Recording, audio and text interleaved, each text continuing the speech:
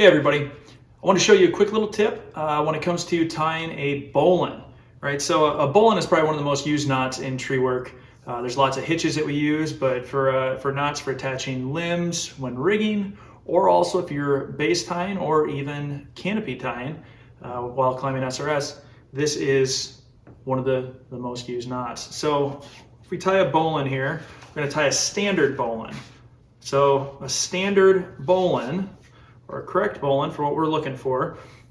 Standard bowline, we always want this tail here to end up on the inside of the loop that the bowline makes, right? So let's say we were tying, we've seen this a ton out in the field, a bowline like this. Okay, so a bowline with the tail on the outside of the loop is a cowboy bowline. With it on the inside of the loop is a standard bowline. So we're going to tie a standard bowline again, and then the reason we want a standard bowline is because it sets that tail up to tie. You take the tail, bring it back inside the loop, and we're going to follow the rope back up and out.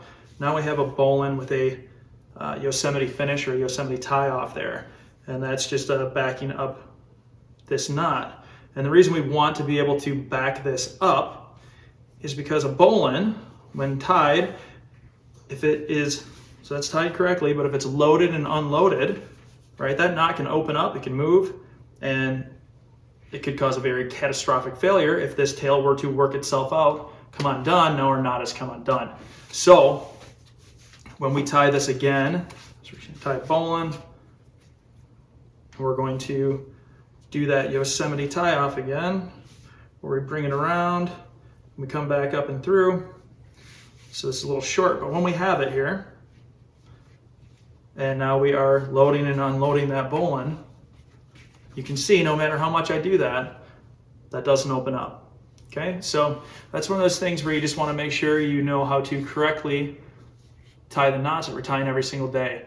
And if you're one of those people who is really used to tying that cowboy bowline and you say, well, I can't change, you can.